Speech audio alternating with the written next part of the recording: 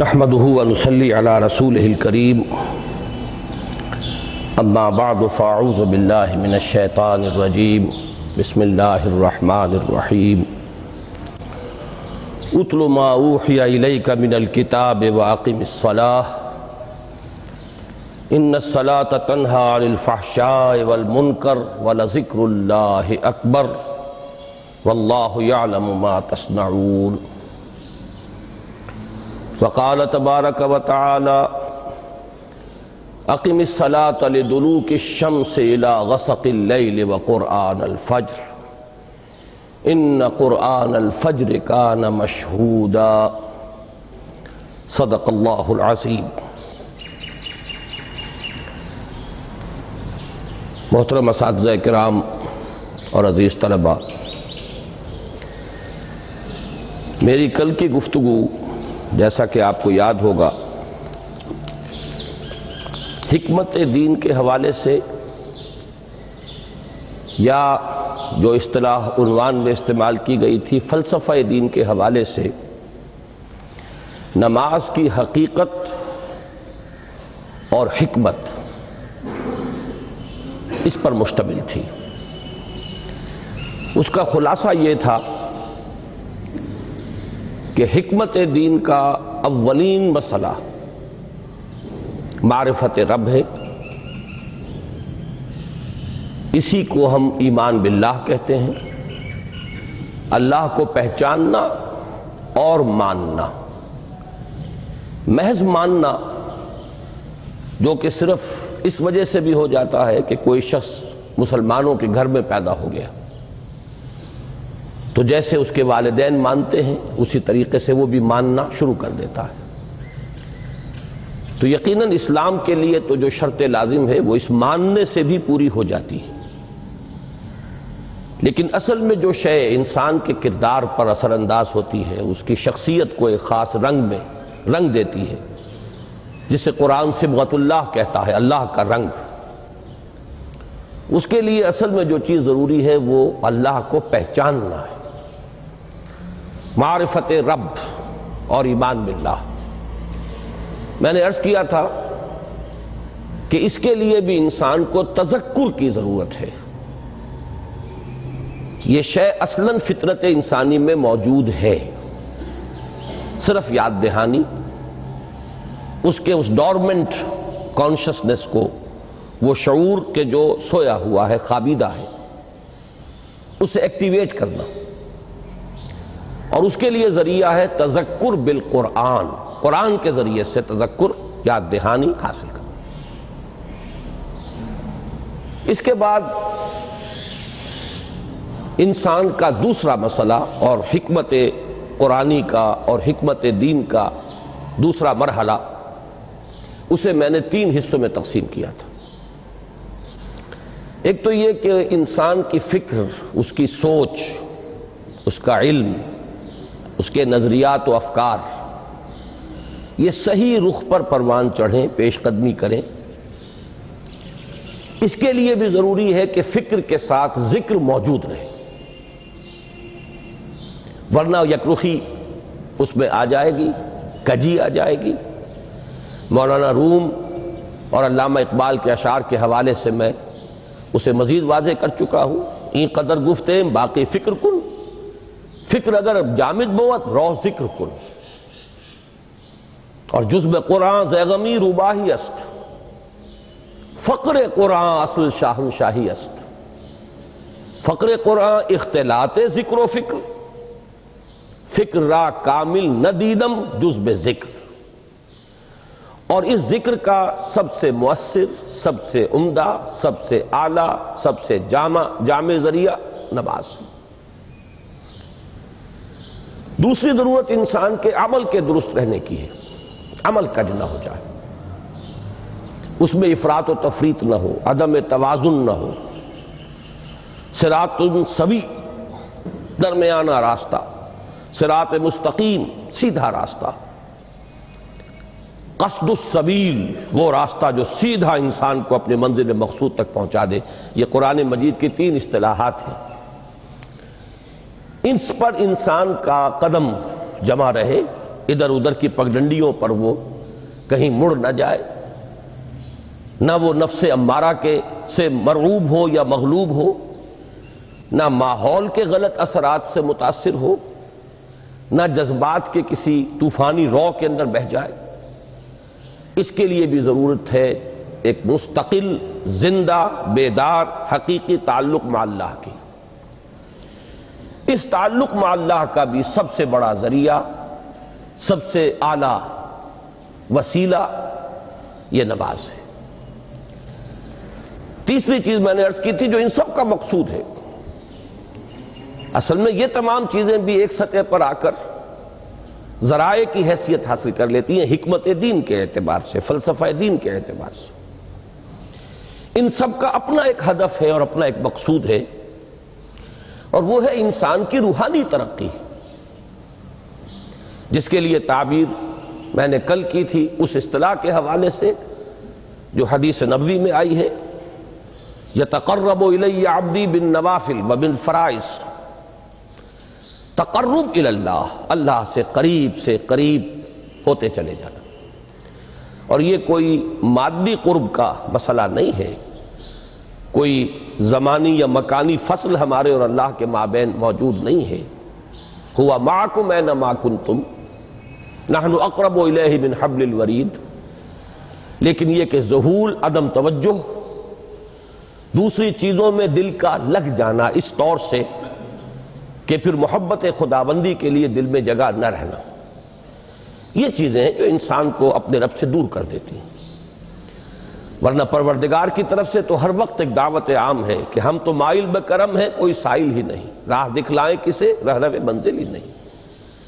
وہ احادیث بھی موجود ہے کہ میرا بندہ میری طرف چل کر آتا ہے تو میں بھاگ کر آتا ہوں، وہ اگر بارش بھر آتا ہے میں ہاتھ بھر آتا ہوں۔ تو معلوم یہ ہوا کہ اللہ تعالیٰ کی طرف سے تو ہر وقت دعوت عام ہے، لیکن یہ کہ ذہول، عدم توجہی ہماری طرف سے۔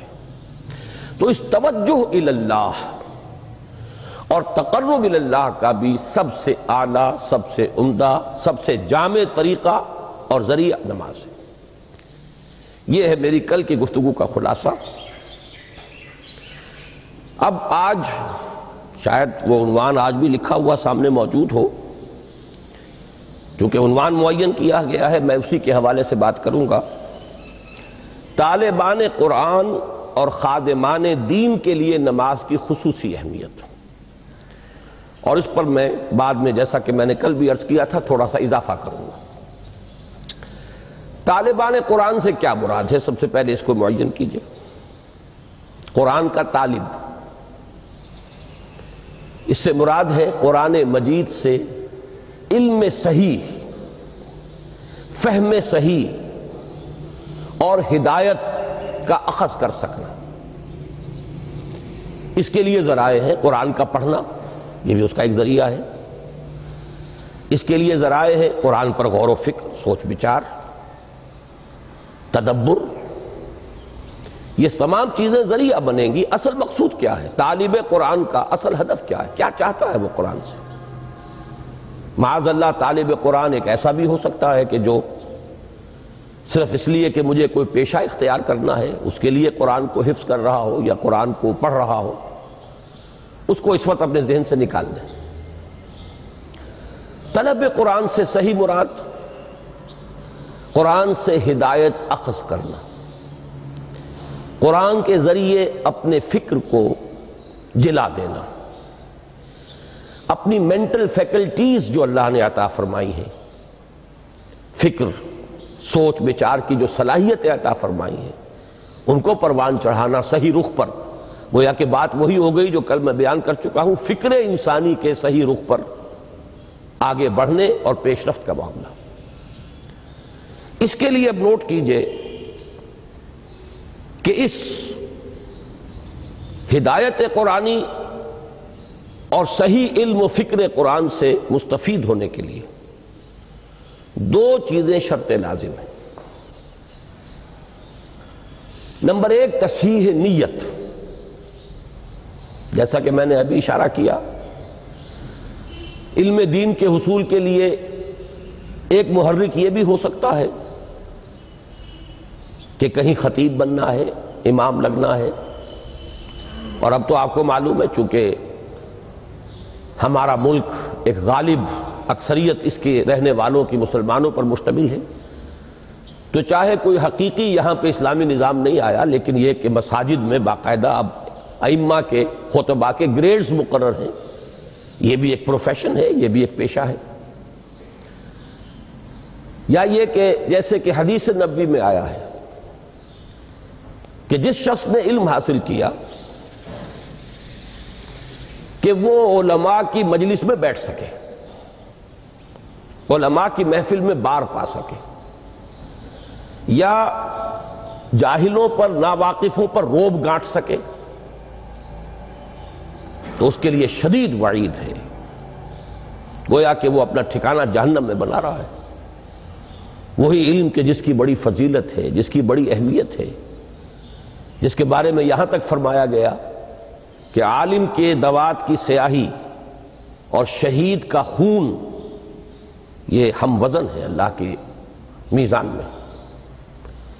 اور ساری رات عبادت میں کھڑے رہنے سے اس رات کا 1 گھنٹہ علم کی کے درس و تدریس پڑھنے پڑھانے میں صرف کر دینا افضل ہے. ساری رات ایک شخص جاگتا ہے اور نوافل ادا کرتا ہے، اس کے مقابلے میں ایک شخص 1 گھنٹہ وہ علم کی تدریس کرتا ہے یا علم کی تحصیل کرتا ہے، یہ اس سے افضل ہے. اس علم کا یہ مقام، لیکن ساتھ ہی یہ بھی کہ لیماری بہ السفہاء او لیجاری بہ العلماء. اگر مقصد یہ ہو کہ انسان علماء کی محفل میں بیٹھ سکے، ان کی اصطلاحات میں گفتگو کر سکے، یہ نہ محسوس ہو کہ یہ شخص جو ہے یہ تو ہمارے مابین بیٹھنے کے قابل نہیں ہے، یہ ہماری اصطلاحات سے واقف نہیں ہے، اس لیے کچھ چیزوں کا علم حاصل ہو جائے. یا یہ کہ جو بے علم لوگ ہیں ان پر انسان دھوس جما سکے، روب گانٹ سکے. اس کے برعکس وہ حدیث بھی میں نے آپ کو سنائی ہے کہ حضور صلی اللہ علیہ وسلم نے فرمایا کہ جس شخص کو موت آئی اس حال میں، من جاءہ الموت وہو یطلب العلم، کہ وہ ابھی علم کی تحصیل کر رہا تھا، لیکن کس مقصد کے تحت؟ لیحیی بہ الاسلام، تاکہ وہ اس کے ذریعے سے اسلام کو زندہ کرے. مقصد یہ ہے فبینہ وبین النبیین درجۃ واحدۃ فی الجنہ، تو ایسے شخص کے اور انبیاء کرام کے درمیان جنت میں صرف 1 درجے کا فرق رہ جائے گا. تو معلوم ہوا کہ تصحیح نیت اس کی بڑی اساسی اہمیت ہے طلب علم میں، اور اس تصحیح نیت کے لیے لازم ہے وہی دوام ذکر الہی، دل کا اللہ کے ساتھ متعلق رہنا. مجھے لفظ ایک یاد آیا، ایک حدیث میں آیا ہے قلبہ معلق بالمساجد. حضور صلی اللہ علیہ وسلم نے 7 افراد کا تذکرہ فرمایا ایک حدیث میں کہ جن کو اللہ تعالی خاص اپنے سائے تلے جگہ دے گا قیامت کے دن، جس دن کسی کے لیے کوئی سایہ نہ ہو. ان میں سے ایک وہ بھی ہے، ایک ایسا شخص کہ جس کا دل مسجدوں ہی میں اٹکا رہتا ہے. وہ اگر نکلتا ہے باہر اپنی ضروریات کے لیے، آخر معاش کی بھاگ دوڑ ہے اور ذمہ داریاں ہیں، لیکن دل وہیں اٹکا رہتا ہے کہ جیسے ہی اذان کی آواز آتی ہے لپکتا ہے، جیسے کہ مچھلی جو ہے، جسے آپ کہتے ہیں ماہی بے آب، مچھلی کو اگر آپ پانی سے نکال لیں گے تڑپے گی. اسی طریقے سے ایک مسلمان کی کیفیت مسجد سے باہر جو وقت وہ گزارتا ہے مجبوراً، تو اس کو اس کیفیت میں گزرنا چاہیے. اسی طریقے سے میں نے لفظ استعمال کیا کہ دل اللہ سے اگر متعلق نہ رہے، قلبہ معلق بالمساجد، اسی طریقے سے اللہ کے ساتھ دل اگر معلق نہ رہے، جڑا نہ رہے، تو نیت جو ہے اس میں فساد آ جائے گا. نیت ہی میں تو فساد ہے، جس کے لیے کہ شیطان دل میں پھونکے مارنے لگتا ہے. اور ذکر سے خالی قلب کے بارے میں یہ حدیث میں کل آپ کو بتا چکا ہوں. تو معلوم یہ ہوا کہ قرآن مجید سے صحیح فکر، صحیح علم، صحیح سوچ، حقیقی ہدایت کے اخذ کرنے کے لیے شرط لازم ہے تصحیح نیت. اس کے لیے لازم ہے دوام ذکر، اور دوام ذکر کا سب سے اعلیٰ، سب سے عمدہ، سب سے جامع طریقہ یہ کل ہم دیکھ چکے کہ ذکر کی میں نے آپ کو اقسام بتائیں، ذکر غیابی، ذکر حضوری. پھر یہ کہ ایک ذکر صرف ذہنی و فکری ہے، اس کے ساتھ ایک ذکر وہ ہے جس میں عمل کو بھی شامل کر لیا گیا. یہ جملہ پہلو نماز میں جمع ہو گئے. ذکر غیابی بھی ہے، ذکر حضوری بھی ہے، خطاب بھی ہے، دعا بھی ہے، مخاطبہ و مکالمہ بھی ہے، ہم کلامی بھی ہے. الصلاۃ معراج المومنین اسی لیے اسے کہا گیا. پھر یہ کہ اس میں نہ صرف ہم کچھ کہہ رہے ہوتے ہیں بلکہ یہ کہ اس کے ساتھ جو ہمارا رکوع اور سجود ہے یہ گویا کہ عملاً اس وقت ہم تعظیم کر رہے ہوتے ہیں اللہ کی. تو پھر جوڑتے جائیے بات کو، اس لیے کہ یہ ربط قائم نہیں ہوگا تو پھر کوئی فائدہ نہیں ہوگا سوائے اس کے کہ ایک واعظ آپ نے سن لیا کہ طالب قرآن کے لیے صحیح معنی میں قرآن کی ہدایت سے استفادے کے لیے شرط اول جو شرط لازم کی حیثیت رکھتی ہے وہ ہے تصحیح نیت. اس کے لیے ضروری ہے دوام ذکر، اور ذکر کا جامع ترین، بلند ترین طریقہ، ذریعہ نماز ہے. اسی طرح طالب قرآن کے لیے ایک دوسری شرط ہے. وہ شرط یہ ہے کہ جیسے جیسے علم اور ہدایت حاصل ہو اس کے ساتھ ساتھ عمل بھی فوراً شروع ہو جائے.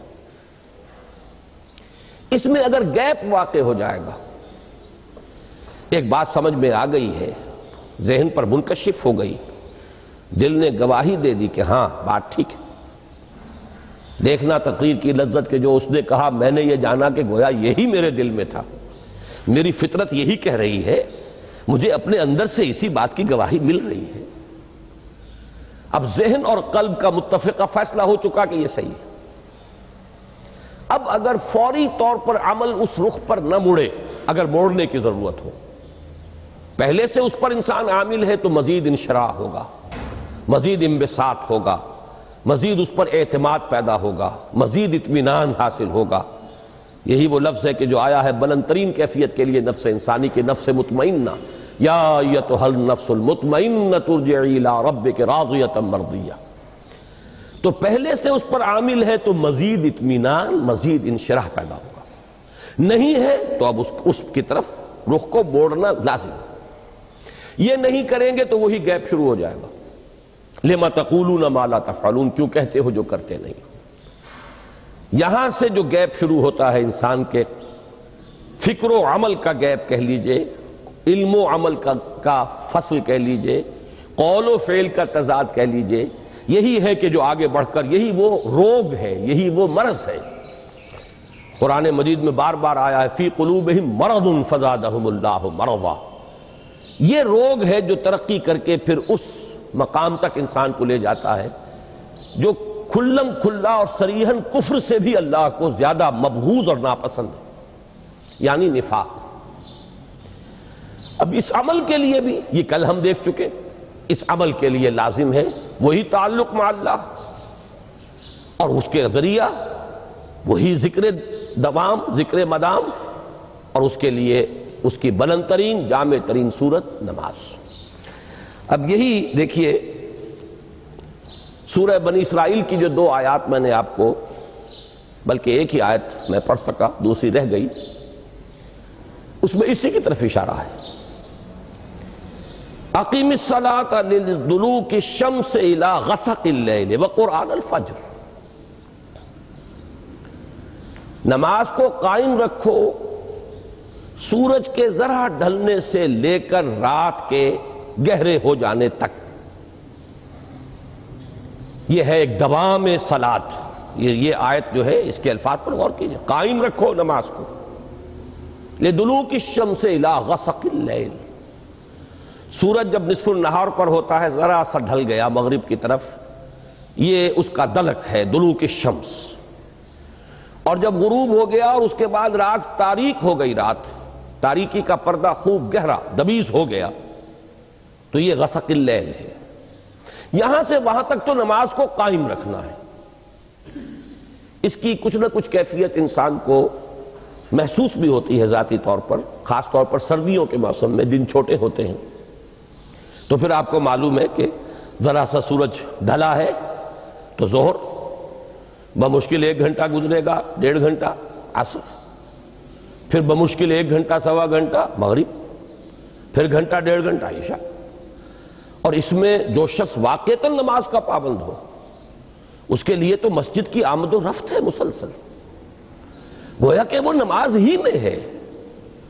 یہ تو ایسے ہی ہے کہ جیسے آپ نماز کے دوران بھی تو سلام پھیر لیتے ہیں نا، ابھی آپ نے 4 رکعت سنت کی ادا کر لی، سلام پھیر لیا، اب آپ نماز میں نہیں ہیں، اس کے بعد پھر اب آپ کھڑے ہوئے ظہر کی جماعت میں، پھر نماز میں آ گئے، اس کے بعد پھر سلام پھر گیا، اب آپ نماز میں نہیں ہیں، لیکن در حقیقت یہ پوری ایک نماز ظہر ہے۔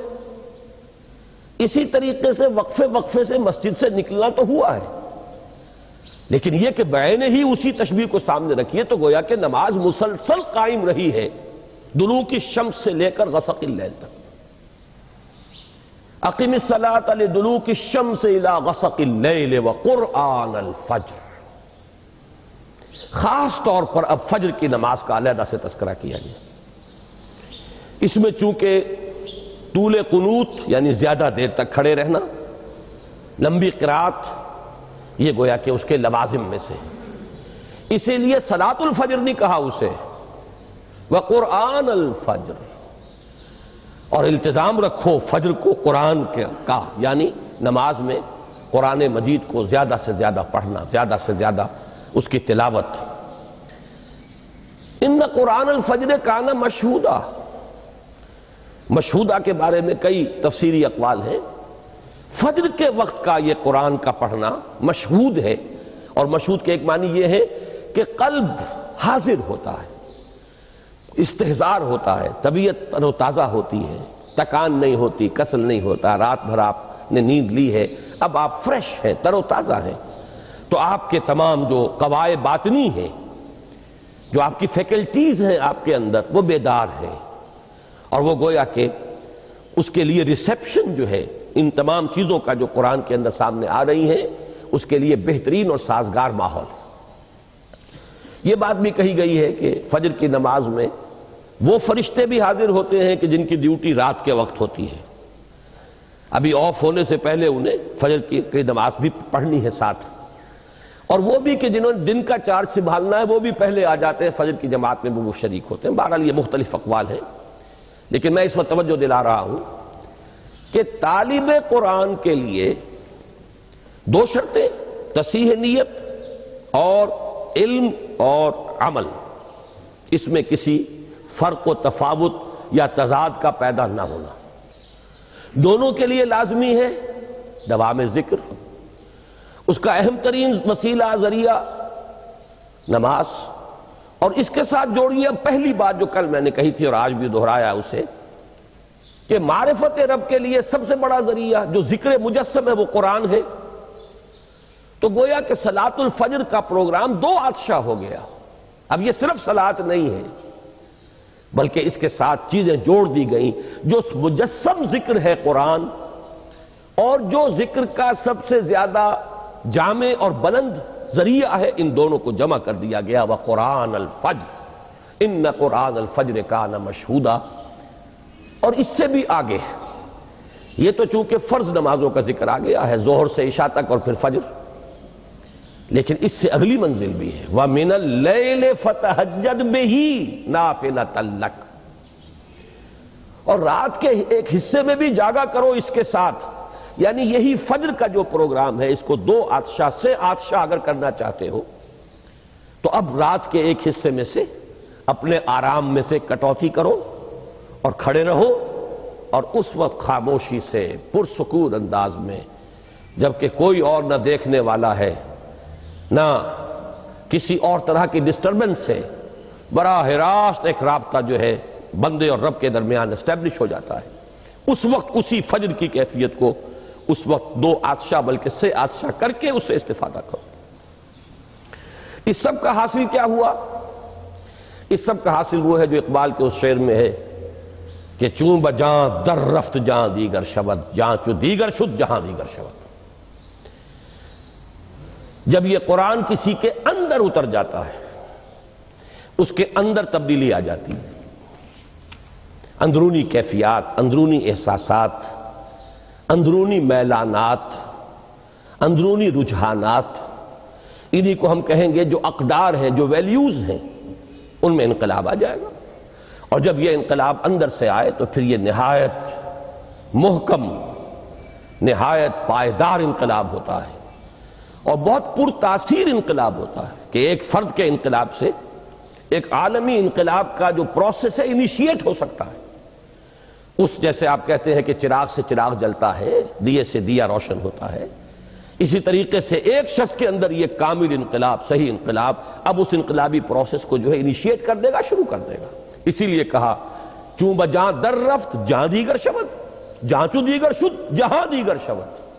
اس جہاں دیگر شود کے دو حصے ہو گئے، ایک تو اس کے لیے زمین اور آسمان بدل گئے، پہلے وہ کچھ اور نظریات تھے، اب کچھ اور نظریات ہیں، پہلے نقطہ نظر اور تھا، اب نقطہ نظر اور ہے۔ تو فار دیٹ پرٹیکولر پرسن پوری دنیا بدل گئی، پوری کائنات بدل گئی۔ اور ایک یہ کہ پورے اس دنیا میں انقلاب برپا کرنے کے عمل کا بھی آغاز ہو گیا۔ اب آئیے دوسری شے کی طرف، خادمان دین، ان کے لیے نماز کی کیا اہمیت ہے؟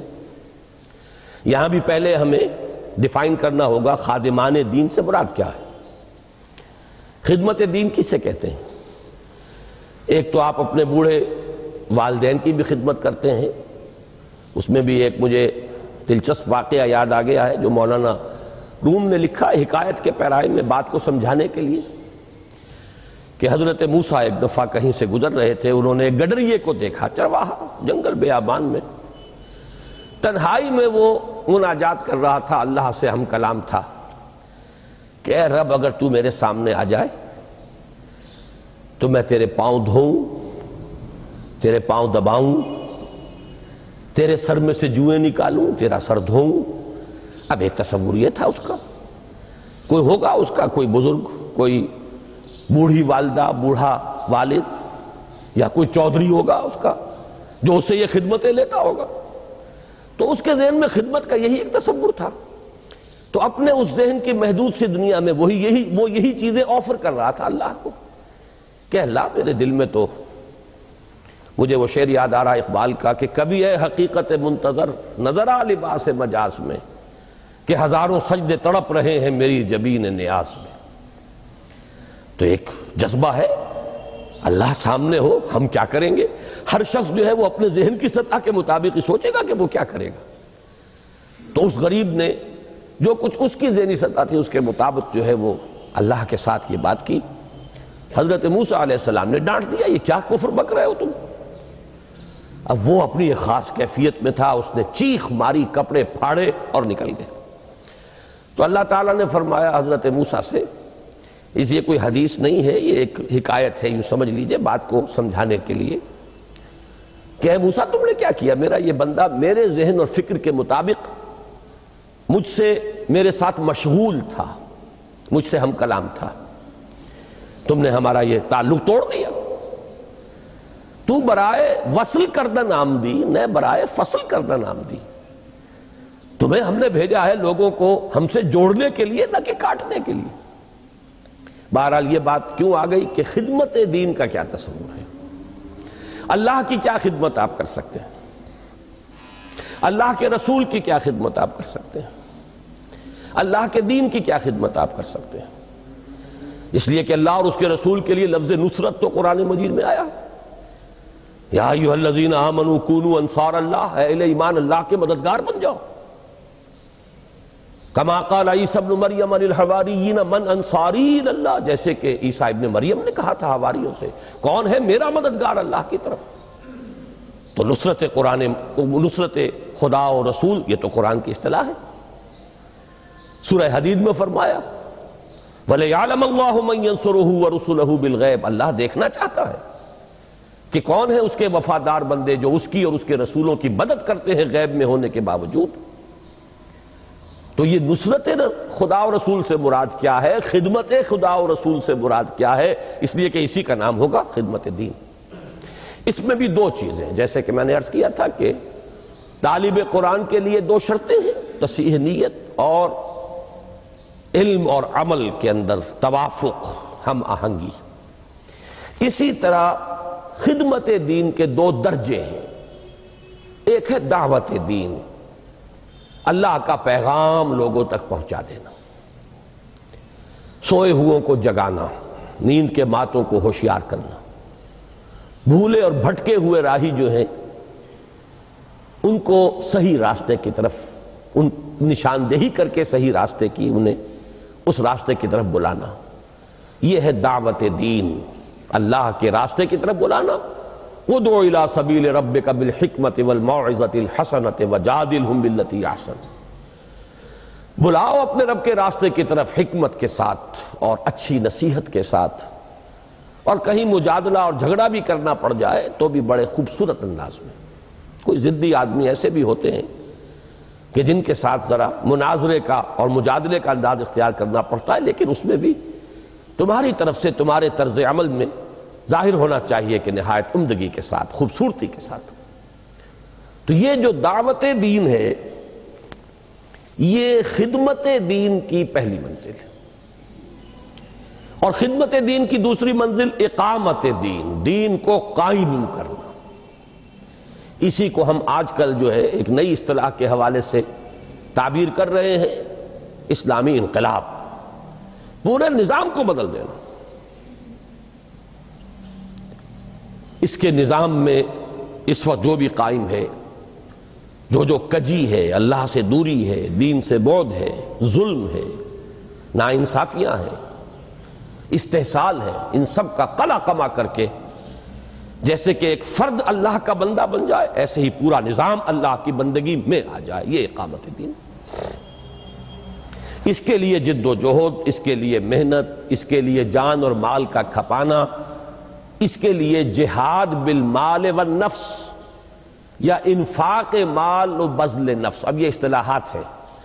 جہاد کے معنی کشاکش، رسہ کشی، کہ ایک طرف وہ ہیں جو باطل کے علمبردار ہیں، وہ چاہتے ہیں کہ باطل نظام یہاں پر قائم رہے، یا کوئی اور ہیں جو کسی اور باطل کے پیروکار ہیں، وہ چاہتے ہیں کہ وہ باطل نظام یہاں آ جائے. مثلا اگر جاگیرداری اور سرمایہ داری کا باطل نظام چل رہا ہے تو خارج میں ایسے لوگ بھی ہیں کہ جو اس کو ملیامیٹ کر کے کمیونزم کا باطل نظام لانا چاہتے ہیں. تو دو قوتیں ہو گئی. ایک وہ جو سٹیٹس کو رکھنا چاہیے، جو نظام ہے وہ رہے، جاگیردار اور سرمایہ دار تو یہ چاہیں گے کہ نظام بالکل بدلے ہی نہ، جیسا ہے ویسا رہے، اس لیے کہ ان کے مفادات اس سے وابستہ ہیں، انہیں وہاں مراعات ملی ہوئی ہیں، ان کی حیثیتیں ہیں. جہاں قبائلی نظام ہے، قبائلی سردار جو ہے وہ کبھی نہیں چاہے گا کہ وہ نظام ختم ہو جائے. تو ایک قوت تو وہ ہے جو چاہتی ہے کہ جو نظام ہے وہ برقرار رہے، سٹیٹس کو، نو چینج واٹس ایور. وہ دفاع کرتی ہے وہ قوت ہر اس قوت کے مقابلے میں کہ جو کوئی کسی نوعیت کی بھی تبدیلی لانا چاہے. پھر یہ کہ تبدیلی کا بھی ایک دوسرا نقطہ نظر بھی موجود ہے، کمیونزم ہے. اس کے ماننے والے، اس کے چاہنے والے، اس کے لیے محنت کرنے والے، جد و جہد کرنے والے وہ بھی میدان میں ہیں. اب اس حال میں جو اللہ کے چاہنے والے، اللہ کے دین کے ماننے والے، اللہ کے دیے ہوئے نظام کو برپا کرنے کی جد و جہد کریں گے تو رسہ کشی تو ہوگی، کشاکش ہو کر رہے گی. اس کشاکش کے لیے قرآن مجید نے دو اصطلاحات استعمال کی ہیں. یا تو جہاد، اور جہاد میں دو چیزیں کھپیں گی، جان اور مال. تو جہاد بالمال والنفس، یہ ایک اصطلاح ہے. نمبر دو انفاق. انفاق کے معنی کیا ہے؟ کھپا دینا، خرچ کر دینا. جان کا کھپانا، مال کا کھپانا. انفاق مال و بذل نفس، یہ میں نے وضاحت کر دی اصطلاحات کی. تو گویا کہ خدمت دین سے مراد ہے یہ. اب اس کے لیے لازم ہے مسلسل جد و جہد، مسلسل کشاکش، مسلسل کشمکش، مسلسل قربانی، مسلسل مقابلہ. اس کے لیے قرآن مجید کی اصطلاح ہے صبر و مصابرت. یا ایھا الذین آمنوا اصبروا وصابروا ورابطوا واتقوا اللہ لعلکم تفلحون. اہل ایمان خود صبر کرو، ڈٹے رہو، جمے رہو، ہر نوع کی مخالفت کو جھیلو، تکلیف کو برداشت کرو، جو مصیبت آئے جھیلو، جو قربانی دینی پڑے دو، یہ ہے صبر۔ وَصَابِرُوا، مصابرت باب مفعلہ، جو تمہارے مقابلے میں تمہاری جو مخالف قوتیں صبر کر رہی ہیں ان کے صبر پر بازی لے جاؤ۔ وہ بھی تو صبر کر رہے تھے۔ ابو جہل نے بھی گردن کٹوائی کہ نہیں کٹوائی اپنے باطل دین اور باطل عقائد کے لیے؟ چڑھ کر آئے کہ نہیں آئے؟ تو اگر تمہارا صبر ان کے صبر سے بڑھ کر نہیں ہوگا، تمہارا صبر ان کے صبر کو مات نہیں دے دے گا، تو تمہاری بازی مات ہو جائے گی۔ اللہ تعالیٰ نے اس دنیا کو کچھ اصولوں پر بنایا ہے۔ اس کی خصوصی نصرت اور مدد اسی وقت آتی ہے جب اس کے بندے ثابت کر دیں کہ انہوں نے اپنا سب کچھ لگا دیا، کھپا دیا، انہوں نے کسی چیز کو بچا کر نہیں رکھا ہے۔ تو چھپا چھپا کے نہ رکھی سے تیرا آئینہ ہے وہ آئینہ کہ شکستہ ہو تو عزیز تر ہے نگاہ آئینہ ساز میں۔ اگر یہ ثابت کر دیں لوگ، پھر اللہ کی نصرت آتی ہے۔ متى نصر اللہ الا ان نصر اللہ قریب۔ تو صبر اور مصابرت، یا ایھا الذین آمنوا اصبروا وصابروا ورابطوا، اور اس صبر اور مصابرت کے لیے ایک لفظ اگر چاہیے تو اس کا نام ہے استقامت۔ کھڑے رہنا، ڈٹے رہنا، جمے رہنا، استقامت۔ اس کے لیے دیکھیے قرآن مجید میں پھر بات وہی آئے گی۔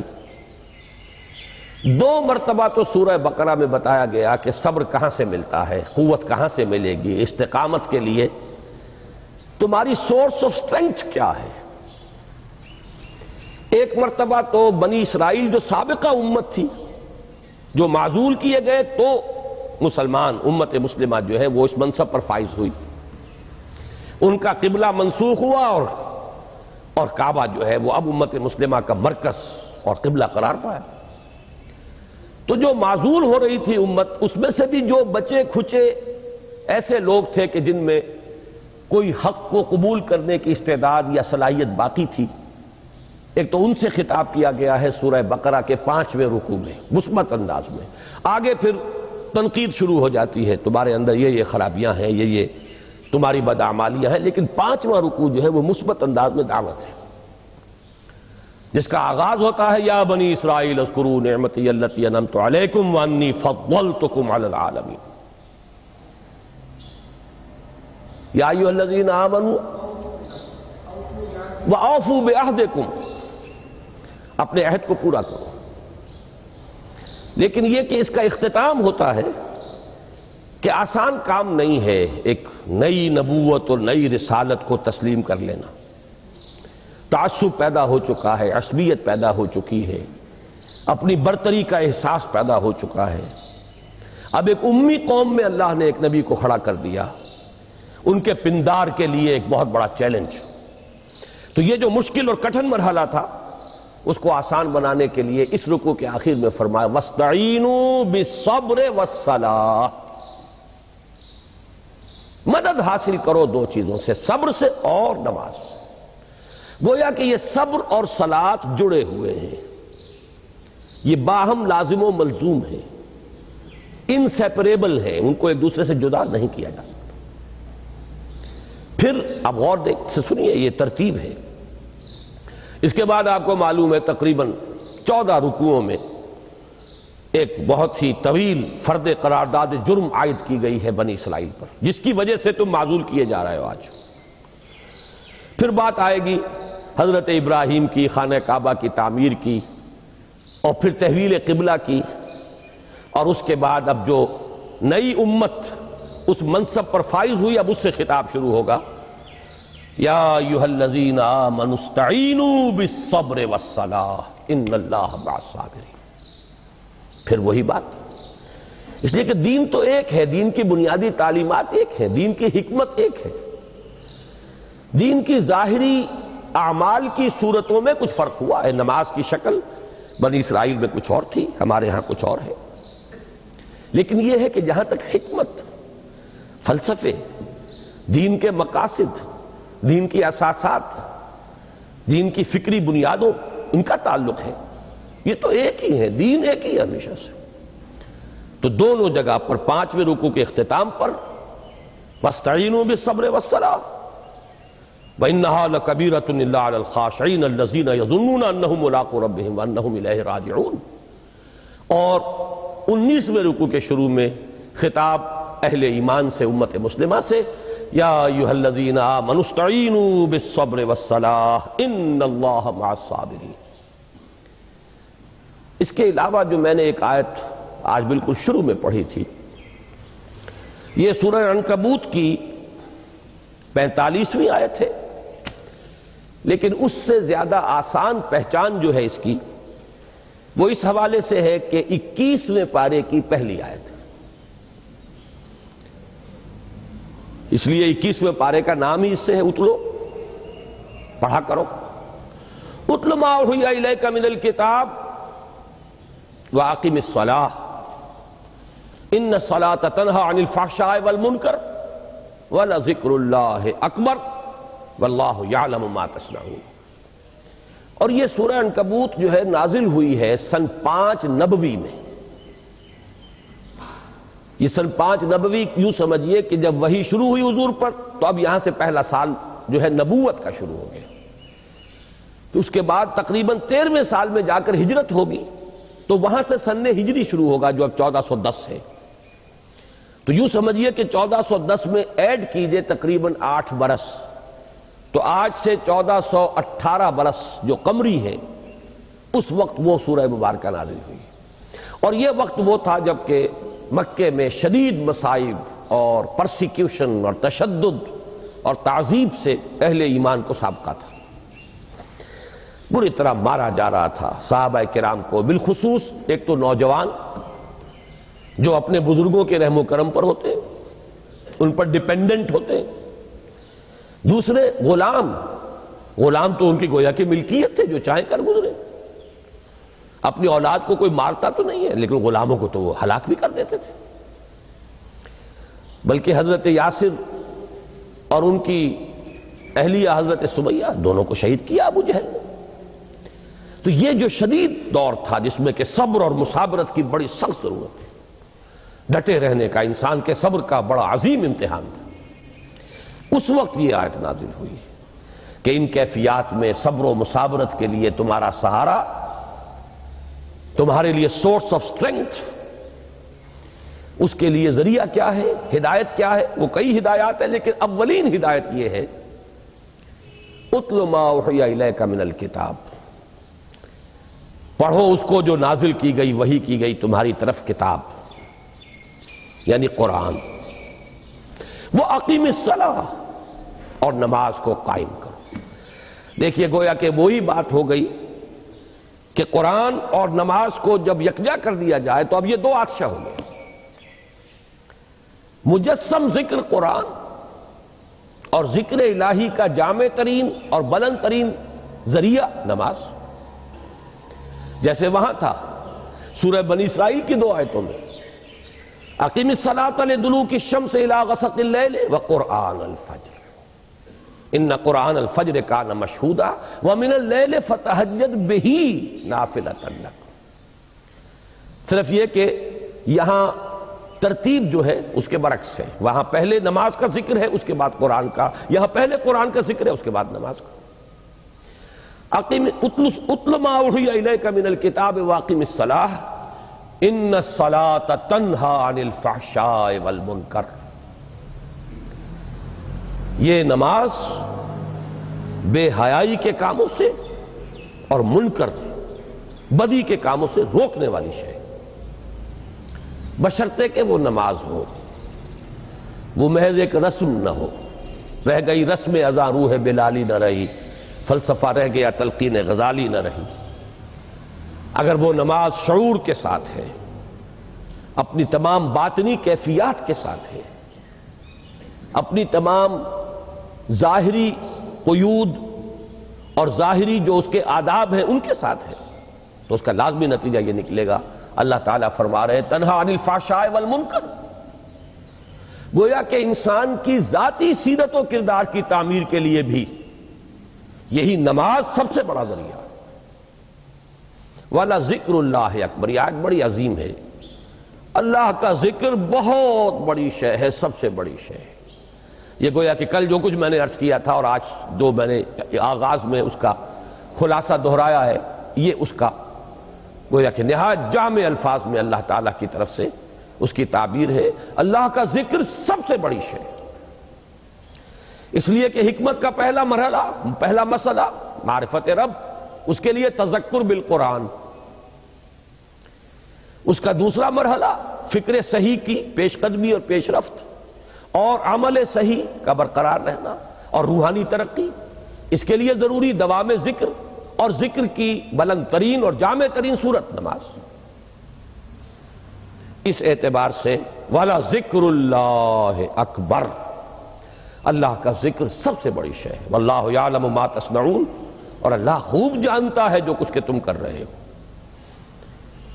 تو معلوم یہ ہوا، اب ہم جس جگہ تھے اپنی بحث کے اعتبار سے، خدمت دین کے دو درجے، دعوت دین اور اقامت دین یا اسلامی انقلاب، دین کے غلبے کی جد و جہد، اس کے لیے بھی ہر قدم پر، ہر لحظہ صبر و مصابرت اور تعلق مع اللہ کی ضرورت ہے۔ اور ان آیات کے حوالے سے بات سمجھ میں آ گئی کہ اس کے لیے بھی ذریعہ قرآن، نماز ہے اور قرآن ہے، اور جہاں یہ دونوں جمع ہو جائیں تو کیا کہنے، نور علی نور، یہ دو عطشہ اور سیعطشہ ہے۔ یہ تو آپ کے عنوان کے حوالے سے بات ہو گئی۔ اب چند باتوں کا جیسا کہ میں نے عرض کیا تھا میں اضافہ کروں گا۔ پہلی بات تو جو ابھی میں نے کہی ہے اس کی تھوڑی سی مزید وضاحت۔ قرآن حکیم سے یہ معلوم ہوتا ہے کہ انفرادی سیرت و کردار کی تعمیر، جسے علامہ اقبال کی اصطلاح میں کہنا چاہیے تعمیر خودی، اس کے لیے جو پروگرام اللہ نے دیا ہے، اس کی جو اساسات ہیں، لفظ اساسات کو سمجھیے، ایک مکان آپ نے بنانا، سب سے پہلے بنیادیں بھرتے ہیں آپ، بنیاد ہی معین کرے گی کہ اب مکان کا نقشہ کیا ہوگا، اور بنیاد ہی معین کرے گی کہ مکان مضبوط کتنا ہوگا۔ بنیاد آپ نے کسی اور طرز کی رکھی ہے تو عمارت تو کسی اور طرز کی نہیں بنا سکتے، نقشہ تو اب وہی رہے گا جو بنیاد میں پڑ گیا۔ اور مضبوطی کے لیے بھی، عمارت کے لیے اولین اور اہم ترین شے تو اسی بنیاد کی مضبوطی، اساس، بنیاد۔ تو تعمیر سیرت کے لیے جو پروگرام قرآن نے دیا ہے، اللہ نے دیا ہے، اس کی اساس آپ دیکھیں گے کہ اس میں گویا کہ جتنی چیزیں اللہ تعالیٰ نے ہمارے لیے تجویز فرمائی ہیں، ہمیں تلقین فرمائی ہیں، ان میں گویا کہ پورے حصار کی حیثیت، فصیل کی حیثیت نماز کو حاصل ہے۔ اس کے لیے دو مقامات منتخب نصاب میں یہ موجود ہیں، دونوں اسباق، ان کی طرف صرف اشارہ کر رہا ہوں کہ سورہ مومنون کا پہلا رکوع، قد افلح المومنون الذین هم فی صلاتہم خاشعون، کامیاب ہو گئے وہ اہل ایمان جو اپنی نمازوں میں خشوع اور خضوع اور حضور قلب اور اللہ تعالیٰ کے سامنے حاضر ہونے کا احساس جو ہے وہ موجود رکھتے ہیں۔ اور پھر بہت سے اوصاف بیان کر کے آخر میں پھر فرمایا والذین هم علی صلواتہم یحافظون، اور وہ لوگ کہ جو اپنی نمازوں کی محافظت کرتے ہیں، پوری حفاظت۔ ایک میں نماز کے باطن کی طرف اشارہ ہے، باطنی کیفیت خشوع اور خضوع، اور دوسرے میں نماز کے نظام کی طرف اشارہ ہے، اس پر میں ذرا تفصیلی بات بعد میں کروں گا۔ لیکن معلوم ہوا کہ اس پورے پروگرام کا اول و آخر نماز ہے۔ یہ مضمون اور زیادہ نکھر کر آیا ہے سورہ معارج میں، جہاں انسان کو تعبیر کیا گیا ہے کہ جیسے ایک کچی شے ہے جسے پکانا مقصود ہے۔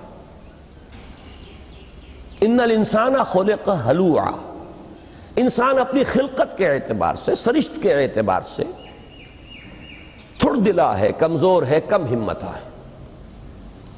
اس کا مطلب کیا ہے؟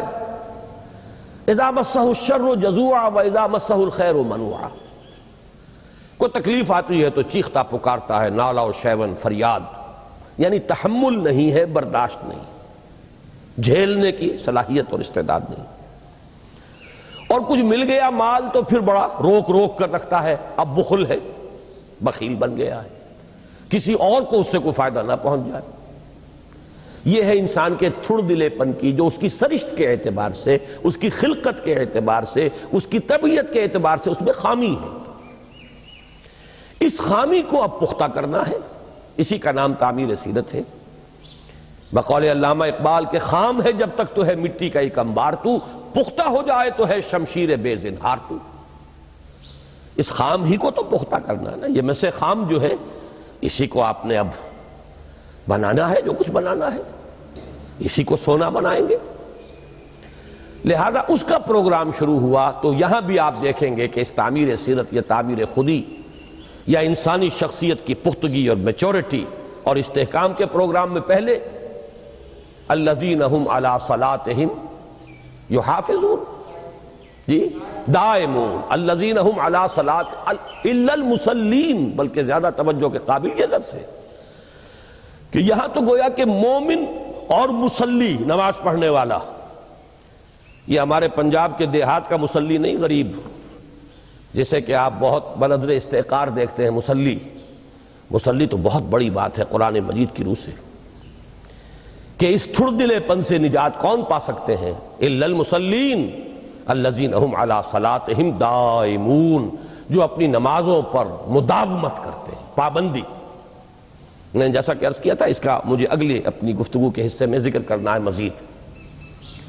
یہاں سے بات چلی تو پھر اختتام ہوگا اسی پر، والذین هم علی صلاتہم یحافظون اولئک فی جنات مکرمون، جو لوگ اپنی نمازوں کی حفاظت کرتے ہیں۔ تو پہلی بات نوٹ کر لیجئے کہ تعمیر سیرت، تعمیر شخصیت، تعمیر خودی، انسان کی شخصیت کا پختہ ہونا، اس میں سے خام کا سونا بننا، اس کا سارا جو ہے دار و مدار جس پروگرام پر ہے، اس پروگرام کا اول و آخر نماز ہے۔ گویا کہ اس پورے پروگرام کو اگر ہم ایک شہر سے تعبیر دیں تو اس شہر کی فصیل جو ہے وہ نماز ہے۔ اب آئیے دوسری بات کی طرف، یہ میری گفتگو کا آخری حصہ ہے۔ میں نے عرض کیا تھا کہ 4 باتیں مجھے عرض کرنی ہیں، 2 آپ کے عنوان کے حوالے سے تھی، 2 اضافی ہیں۔ ابھی جیسا کہ میں نے 2 مرتبہ اشارہ کیا، قرآن مجید میں صرف نماز ادا کرنے یا نماز پڑھنے کا ذکر کہیں نہیں ہے، نماز قائم کرنے کا ذکر۔ نماز صرف ایک انفرادی شے کی حیثیت سے نہیں فرض کی گئی، اس کا ایک اجتماعی نظام بنایا گیا ہے، اقامت الصلاۃ، نماز کو قائم کرنا۔ اس قائم کرنے میں 2 پہلو ہو جائیں گے، ایک تو ہوگا انفرادی خالص، وہ تو یہ ہے کہ ایک ایک فرد جو کھڑا ہے اس میں خشوع ہو، حضور ہو، استحضار قلب ہو، لیکن نظام جو ہے اس کے لیے ہے وہ محافظت اور مداومت۔ والذین هم علی صلواتہم یحافظون، جو سورہ مومنون میں آیا، اور سورہ معارج میں تو شروع اور آخر میں دونوں میں اسی کا ذکر ہے، الا المصلین الذین هم علی صلاتہم دائمون، اور پھر اختتام پر والذین هم علی صلاتہم یحافظون۔ یہ جو نظام صلاۃ ہے در حقیقت، اس پر ہمارا پورا نظام جو ہے دین کا وہ اسی بنیاد پر کھڑا ہے، بلکہ یوں کہیے کہ اسی کی ایک پروجیکشن ہے، اسی کی ایک توسیع ہے، اسی کی ایک ایکسٹینشن ہے۔ یہ مرکزی اہمیت ہے اقامت الصلاۃ کو پورے دین کے نظام میں۔ چنانچہ ظاہر بات ہے کہ اجتماعی نظام میں بھی اصل شے تو وہ افراد ہیں، افراد کے ہاتھوں میں ہے اقوام کی تقدیر، ہر فرد ہے ملت کے مقدر کا ستارہ۔ پہلی بات تو اس ضمن میں ہم وہ دیکھ چکے کہ وہ افراد کی سیرتوں کی تعبیر کے لیے اصل اساس نماز، اور اس کے ساتھ اس وقت ایڈ کر لیجئے کہ افراد کا جو پروگرام ہوتا ہے، نظام الاوقات، دن بھر کے معمولات، اس کو یہ نظام صلاۃ جکڑ لیتا ہے۔ مجال ہے ادھر سے ادھر ہو جائے، کس قدر بیدار، کس قدر آدمی چاق و چوبند رہے گا۔ یہ نہیں کہ صبح کو سو رہے ہیں جب تک چاہا سوئے، جو مغربی اقوام میں جدید تہذیب کا خاصہ ہے۔ رات ان کی شروع ہی ہوتی ہے نصف شب کے بعد، اور صبح طلوع آفتاب جو ہے وہ کس شے کا نام ہے، کس بلا کا نام ہے، وہ انہیں معلوم ہی نہیں۔ لیکن یہاں تو یہی ہے کہ طلوع آفتاب سے بہت پہلے آپ اٹھیں گے، 1 گھنٹہ پہلے اٹھیں گے تو نماز باجماعت ادا کر سکیں گے فجر کی۔ اس لیے کہ آپ کو معلوم ہے تقریباً 1.5 گھنٹے کے لگ بھگ پہلے اذان ہوتی ہے، طلوع فجر جس کو ہم کہتے ہیں، اس کے ساتھ آپ اٹھیے، تب آپ باجماعت نماز فجر ادا کریں۔ تو جکڑ دیا ایکٹیو، پھر ظہر، عصر، مغرب، عشاء۔ صرف یہ حکمت اللہ نے رکھی ہے کہ آخر انسان کی معاشی ضروریات بھی ہیں، اس کی کسی دفتر میں اسے جانا ہے، ذمہ داری ہے اس کی، دکان پر جانا ہے، اس کے لیے ایک وقفہ رکھ دیا ہے جو تقریباً 7-8 گھنٹے کے مساوی بن جاتا ہے۔ اس میں کوئی نماز فرض نہیں کی، یہ تو اللہ کا بنایا ہوا نظام ہے نا، اس لیے اس کے اندر ساری حکمتیں ہیں۔ اللہ جانتا ہے انسان میں نے کیا کچھ رکھا ہے، اس کی کیا ضرورتیں ہیں، اس کے کیا حوائج ہیں۔ کوئی فرض نماز نہیں ہے فجر سے ظہر تک۔ گویا کہ آدمی اپنی کسی معاشی جد و جہد میں اگرچہ نفل نمازیں آ جاتی ہیں، ایک طلوع کے فوراً بعد ہے، تھوڑی دیر کے بعد، جسے آپ اشراق کہتے ہیں، ایک اور نماز صلاۃ الضحیٰ، یہ تقریباً یوں سمجھیے کہ جیسے ظہر ہے نصف النہار کے بعد، اسی طرح اس سے کچھ پہلے یہ صلاۃ الضحیٰ۔ اگر کسی شخص کے لیے ممکن ہے، اس کے معمولات جو ہیں وہ اس طرح کے ہو سکتے ہیں، وہ ادا کرے، بہت بڑی فضیلت ہو جائے گی۔ لیکن یہ کہ فرض نماز نہیں رکھی۔ البتہ پھر لِدُلُوكِ الشَّمْسِ إِلَىٰ غَسَقِ اللَّيْلِ، وہ آیت میں آپ کو سنا چکا ہوں، أَقِمِ الصَّلَاةَ لِدُلُوكِ الشَّمْسِ إِلَىٰ غَسَقِ اللَّيْلِ۔ اب تو نماز ہی نماز ہے، جانا ہے اور آنا ہے، کوئی تھوڑا سا کام کیجئے، ذرا سے بھی آپ غافل ہو جائیں گے، نماز باجماعت نکل گئی۔ اب وہ آپ نماز ادا کر لیں گے، قضا کر لیں گے، وہ نماز باجماعت اور اقامت کا جو تصور ہے نماز کا، وہ فوت ہو گیا، وہ ختم ہوا، وہ فضیلت اب کسی طور سے حاصل نہیں ہو سکتی۔ لہذا یوں سمجھیے کہ فرد کی زندگی کو بھی اس کے نظام الاوقات کو جکڑ لینے والی شے، اور اس میں بیداری، ہوشیاری، چوکسی، اس کو برقرار رکھنے والی سب سے بڑی شے نماز ہے۔ اب اس سے آگے آئیے، اجتماعیت کی پہلی اینٹ یہ ہے کہ کون مسلمان ہے اور کون نہیں ہے، اس کی علامت معین ہونی چاہیے۔ اس کے جو بڑے طویل مباحث ہیں اس کو اس وقت میں نہیں چھیڑ رہا ہوں، لیکن واقعہ یہ ہے کہ اسلامی معاشرے میں کسی مسلمان، کسی شخص کے مسلمان ہونے کی لازمی علامت، میں لازمی شرط نہیں کہہ رہا، اس کو نوٹ کر لیجئے، یہ لیگل لینگویج نہیں ہے، میں قانونی زبان میں بات نہیں کر رہا ہوں اس وقت، یہ معاشرے کا ایک رنگ ہے، اس کے حوالے سے عرض کر رہا ہوں کہ کسی شخص کے مسلمان ہونے کی لازمی علامت اقامت الصلاۃ ہے۔ یہی وجہ ہے کہ دور نبوی میں جو کٹر منافق تھے انہیں بھی نماز پڑھنی پڑتی تھی باجماعت، اس لیے کہ وہ اپنے آپ کو مسلمانوں میں کاؤنٹ کرانا چاہتے تھے۔ اسی کو حضور نے ایک حدیث میں یوں فرمایا، الفرق بین الاسلام والکفر الصلاۃ، کفر اور اسلام کے درمیان حد فاصل، فرق، تمیز کرنے والی شے نماز ہے۔ تو یہ گویا کہ اب اجتماعیت کے لیے جو بھی اساس بن رہی ہے، اس کے اندر اہم ترین شے، میں شرط واحد نہیں کہہ رہا، شرط لازم نہیں کہہ رہا، ایک شخص نماز نہیں پڑھتا ہے تو اس کو کافر ہم نہیں کہیں گے، اسلامی نظام ہوگا تو تعزیر ہوگی اس کی، اس کو سزا دی جائے گی، اور سب سے ہلکی تعزیر، بعض فقہا کے نزدیک تو اس کا قتل بھی جائز ہے، بلکہ قتل کر دینا واجب ہے۔ امام ابو حنیفہ رحمۃ اللہ علیہ کے ہاں سب سے زیادہ نرمی ہے، اور وہ بھی یہ ہے کہ اسے قید کر دو اور اس وقت تک مت رہا کرو جب تک کہ وہ توبہ نہ کرے اور عہد نہ کرے کہ اب میں نماز پڑھوں گا۔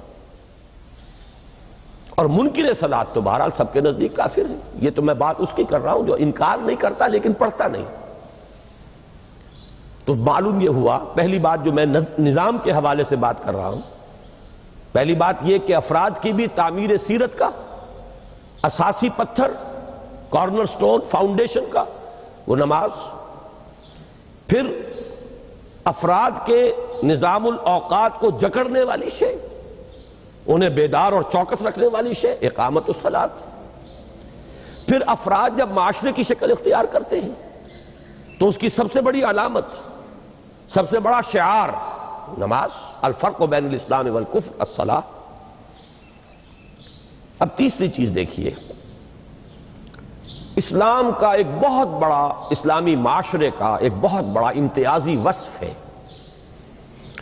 جس کی عظمت کا اقرار کفار نے بھی کیا، دشمنوں نے بھی کیا، ایچ جی ویلز جیسے شخص نے جسے حضور سے بڑی ہی عداوت ہے، تسلیم کیا کہ مساوات انسانی کے واعظ تو دنیا میں پہلے بھی بہت کہے گئے تھے، لیکن یہ ماننا پڑتا ہے کہ اس اصول پر ایک معاشرہ بالفعل پہلی مرتبہ تاریخ انسانی میں محمد نے قائم کیا صلی اللہ علیہ وسلم۔ اس مساوات انسانی کا سب سے بڑا مظہر اقامت الصلاۃ کے ذریعے سے، گورنر آیا بیٹھا ہو وہ بھی اسی صف میں ہوگا، اس کا چپڑاسی ہو وہ بھی کندھے سے کندھا ملائے گا۔ یہ تو ہمارے ہاں غلط حرکتیں ہوتی ہیں، کچھ جگہ مخصوص کر لی گئی اور وہاں آ گئے اور دائیں بائیں جو ہیں وہ بڑے افسر ہوں کہ اسلامی نظام میں قطعاً اس کی گنجائش نہیں۔ جگہ رکھنا، ریزرو رکھنا مسجد میں یہ تو آداب کے خلاف ہے، کسی شخص کے لیے کوئی جگہ ریزرو نہیں ہو سکتی۔ تو معلوم یہ ہوا کہ وہ جو علامہ اقبال نے کہا ہے کہ ایک ہی صف میں کھڑے ہو گئے محمود و ایاز، نہ کوئی بندہ رہا اور نہ کوئی بندہ نواز، کوئی پشتینی رئیس ہو یا کوئی پشتینی عالم ہو یا کوئی بہت بڑا صوفی ہو اور کوئی چمار چوڑا جس نے کل کلمہ پڑھا ہو یا ابھی کلمہ پڑھا ہو، یہ دونوں برابر کھڑے ہوں گے ایک صف کے اندر کندھے سے کندھا ملا کر، کوئی فرق و تفاوت۔ یہ جو ہمارا سب سے اعلیٰ وصف ہے، دنیا تو بہرحال اگر تاثر قبول کرے گی تو ان چیزوں سے کرے گی، وہ چیزیں کہ جو ان کے ہاں نہیں ہیں، ان کے ہاں اونچ نیچ ہے، فرق ہے، رنگ کی بنیاد پر، نسل کی بنیاد پر انہیں کتنے جہاد کرنے پڑے ہیں۔ آپ کو معلوم ہے امریکہ کو یہ جو غلامی کا ختم کرنا تھا اس کے لیے ایک سول وار کتنی بڑی لڑنی پڑی ہے امریکنز کو، اس کے باوجود وہ فرق و تفاوت قائم ہے، گورے اور کالے کے درمیان کوئی محبت نہیں پیدا ہو سکتی، دلوں کے اندر بودھ رہے گا۔ اور یہاں یہ ہے، دیکھیے وہ حدیث مجھے یاد آ گئی، اسی لیے صف بندی کے آداب میں سے کندھے سے کندھا ملاؤ، جڑ کر کھڑے ہو، اس سے تمہارے دل بھی جڑ جائیں گے۔ معلوم ہوا کہ وہ جو فصل ہے، اندر کا فصل ہے، اس کو بھی ختم کرنے والی شے یہ ہے کہ کندھے سے کندھا جوڑ کر کھڑے ہو جاؤ، تمہارے دل بھی جڑیں گے آپس میں۔ تو مساوات جو ہے، جو انسانی اسلامی معاشرے کی ایک بہت نمایاں یعنی اور امتیازی خصوصیت ہے، بڑی فضیلت ہے، اس کا سب سے بڑا مظہر اور اس کا سب سے بڑا مظاہرہ اسی اقامت صلاۃ کے ذریعے سے، اسی کے ذریعے سے معاشرے کی تنظیم ہے۔ واقعہ یہ ہے کہ ہم چونکہ غور نہیں کرتے، سوچتے نہیں، وہ بات دوسری ہے، لیکن ذرا غور کریں۔ وہ روحانی برکتیں اس وقت جو ہے وہ میرا موضوع نہیں ہے نماز کا، وہ تو میں کل بھی بیان کر چکا اور پہلے جو سی باتیں وہ سامنے آ چکی ہیں۔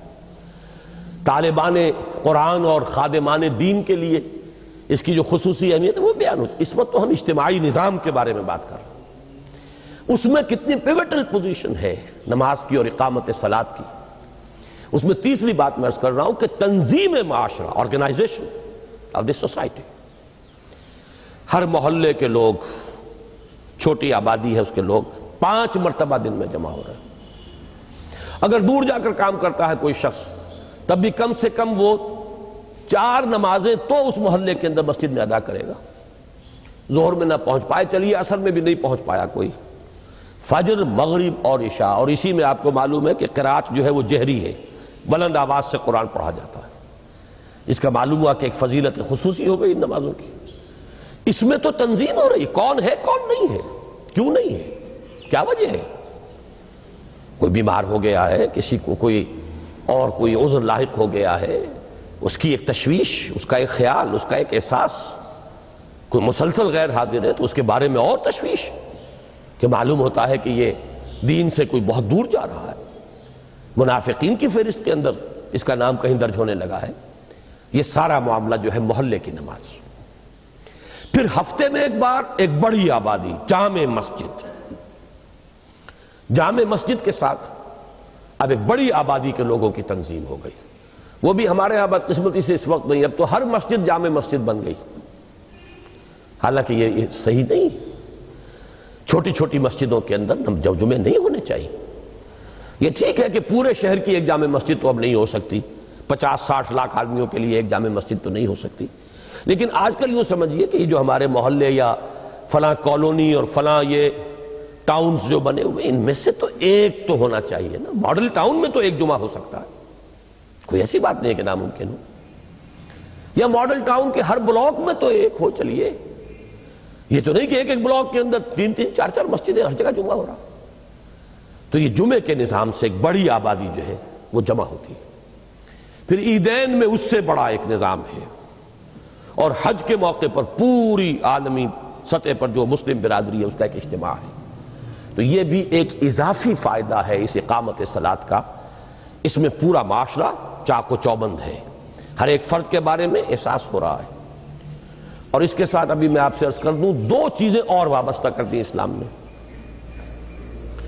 نظام عدالت کی ایک بڑی اہم بات اسی کے ساتھ منسلک ہے. اسلام کے عدالتی نظام میں تزکیۃ الشہود,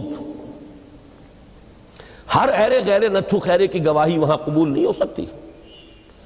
گواہ کا تزکیہ ہوتا ہے, یعنی اس کو کچھ لوگ ہوں گے اس کی آبادی کے رہنے والے, وہ سرٹیفائی کریں گے کہ ہاں یہ شخص نماز میں حاضر ہوتا ہے, اس کے اندر اس کے کردار میں کوئی وہ خامی نہیں ہے کہ جس کی بنا پر اس کی گواہی جو ہے وہ قابل اعتماد نہ ہو.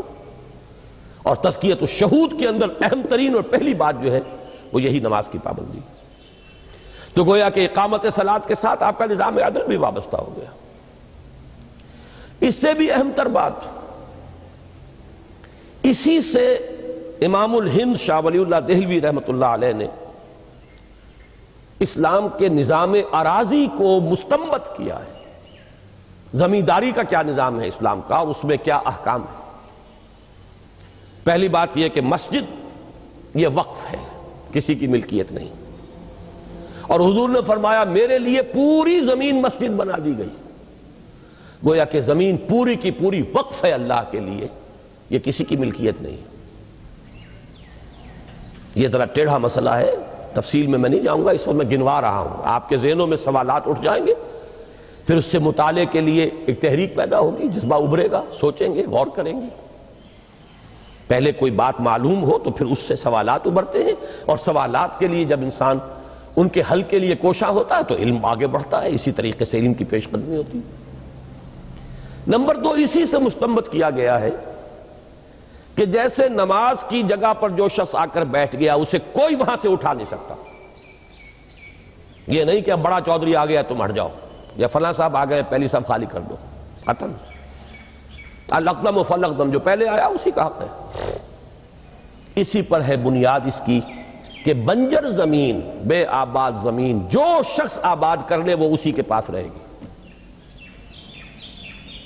Nobody can dislodge him from there, ہٹا نہیں سکتے آپ اس کو. میں لفظ ملکیت استعمال نہیں کر رہا, لیکن اس کے استعمال کا حق اس کے پاس ہے, وہ آپ اس سے چھین نہیں سکتے. اور اسی سے تیسری بات مستنبط ہے, اگر کوئی شخص اپنی زمین کو اب بلا کاشت چھوڑ دیتا ہے 3 سال تک, تو اس کا حق ساقط ہو گیا. جو شخص اسے پھر قابل کاشت بنائے گا, اس میں کاشت کرے گا, اب وہ اس کے پاس رہے گی. اسی طرح جو شخص جگہ چھوڑ جائے مسجد میں, وہ یہ جو ہمارے ہاں نشانیاں رکھ دی جاتی ہیں, کسی حد تک تو خیر اس کو آپ قابل لحاظ کہہ سکتے ہیں, قابل قبول, لیکن مستقل اپنی جگہ ریزرو کروا لینا یہ صحیح نہیں.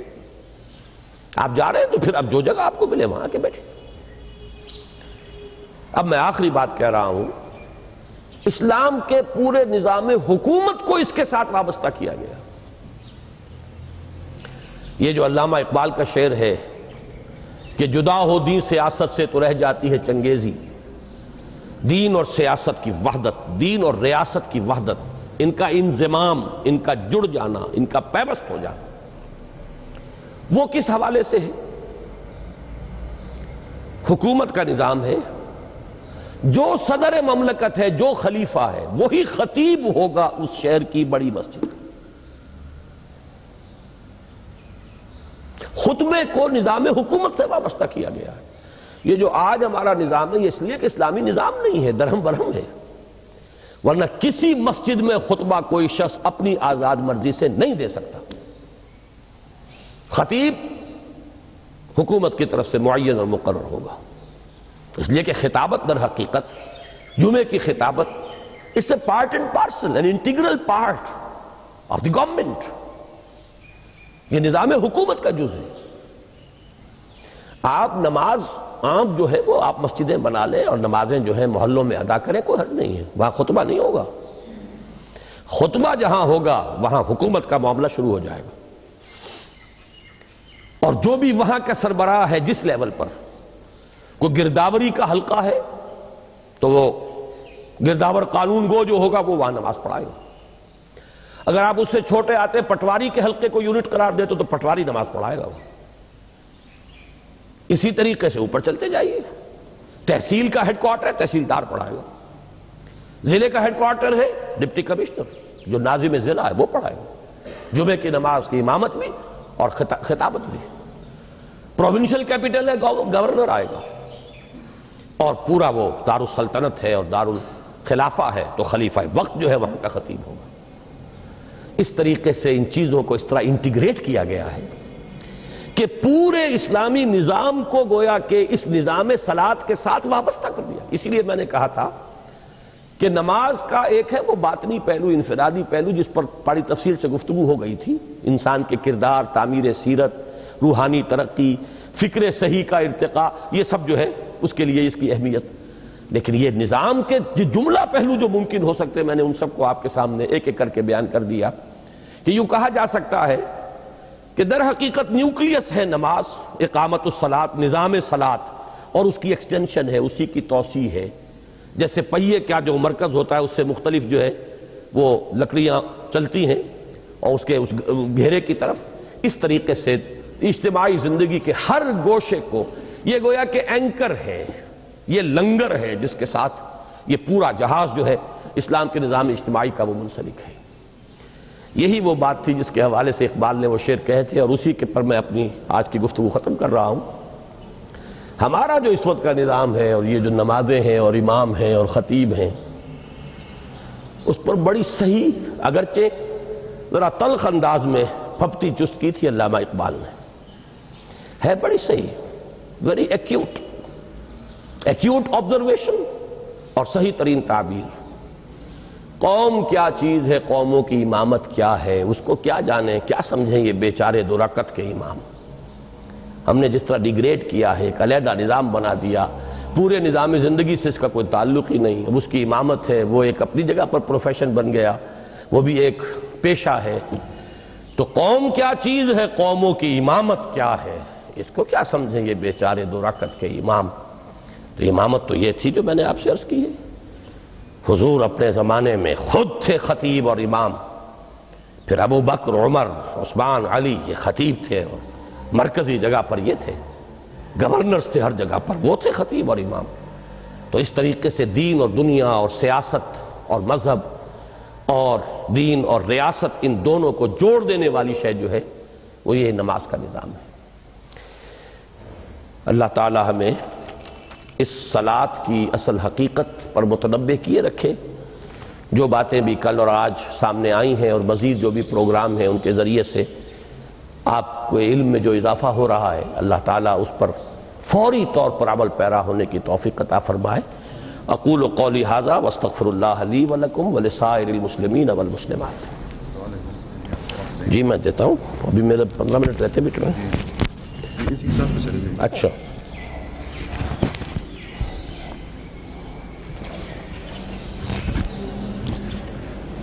جیسے میں نے پہلے بتایا تھا کہ آپ اپنے ذہن کو کل کے جو خطابات تھے اور آج کے جو خطابات ہیں اس کے متعلق کوئی بھی سوال ہو تو انشاءاللہ ڈاکٹر صاحب اس کو جواب دیں گے، اور میں سمجھتا ہوں کہ یہ 15 یا 20 منٹوں کا بہت قیمتی مصرف ہوگا اگر آپ اپنے کچھ شکوک و شبہات، کسی پوائنٹ کی مزید وضاحت چاہتے ہیں۔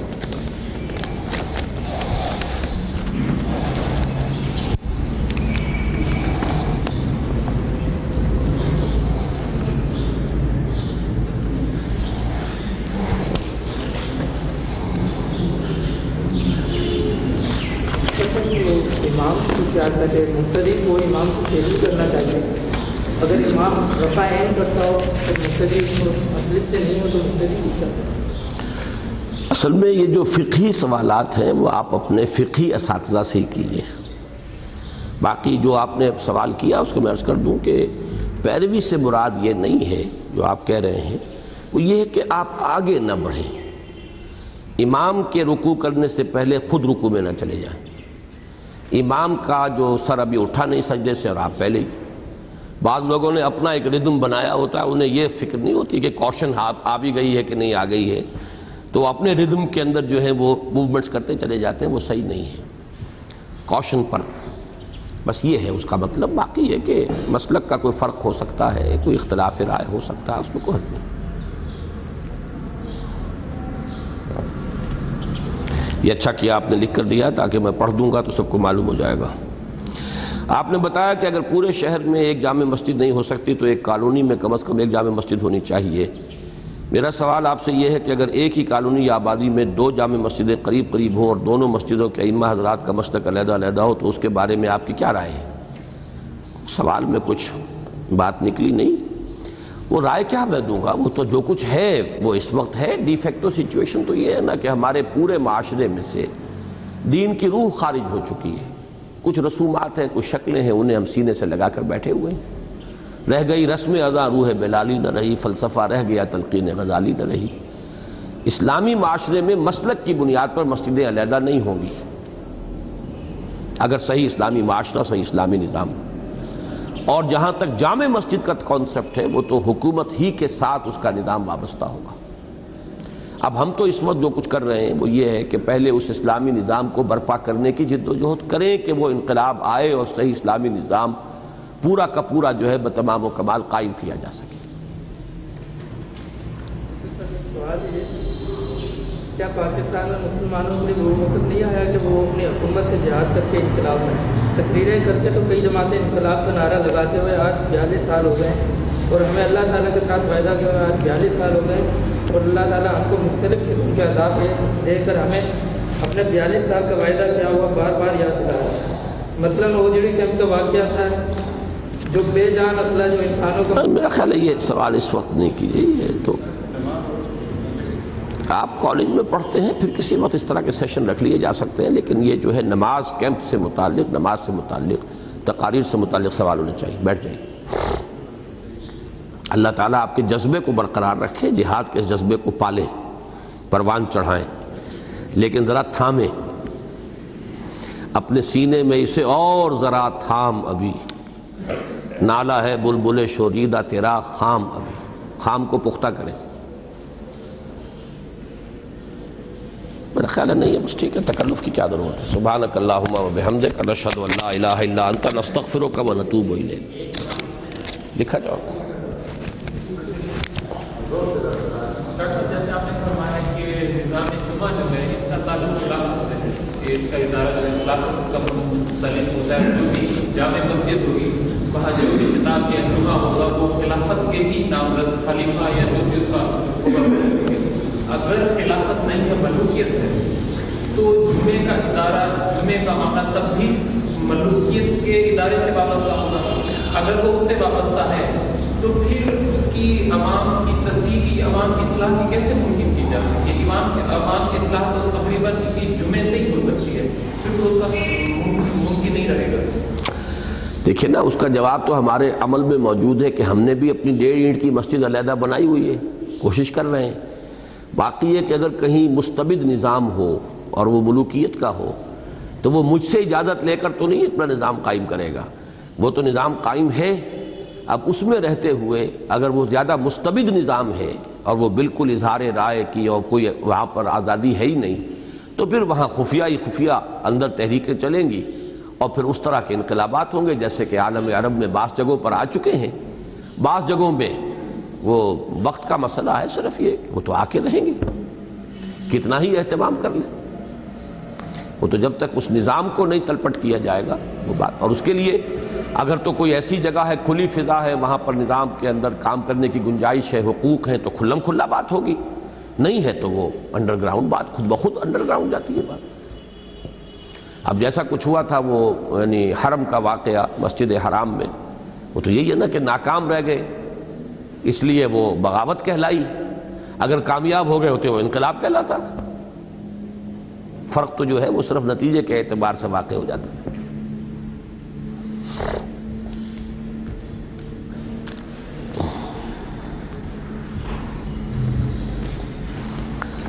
عالم کے دوات کی سیاہی اور شہید کے خون اللہ کے میزان میں برابر ہے، اس کی وضاحت فرمائیں۔ مزید وضاحت آپ کو کیا چاہیے؟ یہ علم کی فضیلت کے بیان میں حضور صلی اللہ علیہ وسلم نے مختلف تعبیرات اختیار کی ہیں۔